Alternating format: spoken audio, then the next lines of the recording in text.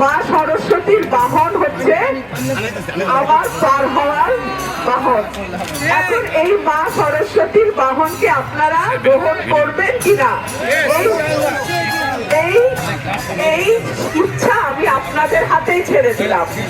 সেই কারণে আজকে আপনাদের উৎসবে আশা করি 12 তারিখ আপনারা সবাই, আমি হাত জোর করে বলি, আমার পাশে থাকবেন।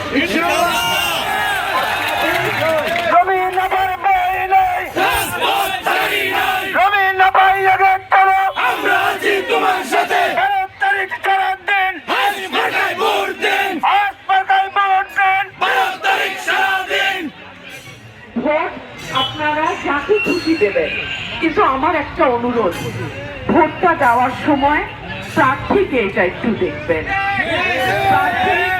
প্রার্থীর শিক্ষাগত যোগ্যতা, প্রার্থীর পারিবারিক ব্যাকগ্রাউন্ড, প্রার্থী অতীতে অভিজ্ঞতা আছে কিনা, প্রার্থী কেমন, সে কি অন্যায়ের বিরুদ্ধে দাঁড়ায়, প্রতিবাদ করে, নাকি লোভে পড়ে সবকিছুর সঙ্গে আপোষ করে, এই সব কিছু দেখে আপনারা আপনাদের যাকে ভালো লাগে তাকে ভোটটা দেবেন।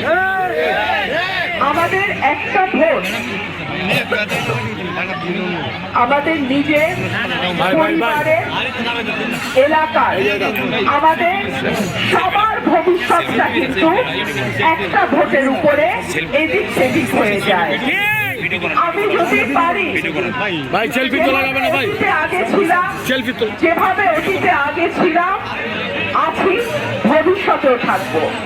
আমার এলাকা এত চমৎকার একটা এলাকা, এখানে বাউল গান যেমন হয়, কীর্তন যেমন হয়, আবার ওয়াজও শোনা যায়।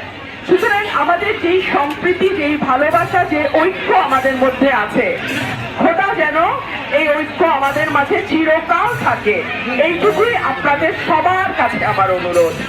আর একটা কথা, আমাদের এই মাটি রামের যতটুকু, রহিমেরও ততটুকু, শেফালির যতটুকু, সীতারও ততটুকু, এইটুকুই আমি শুধু বলবো।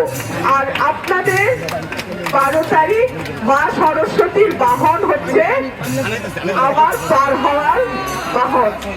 এখন এই মা সরস্বতীর বাহনকে আপনারা গ্রহণ করবেন কিনা, এই ইচ্ছা আমি আপনাদের হাতেই ছেড়ে দিলাম। সবাই আমার জন্য অন্তত দোয়াটা করবেন, প্রার্থনাটা করবেন, আশীর্বাদটা দেবেন, আমি যেন সফল হতে পারি।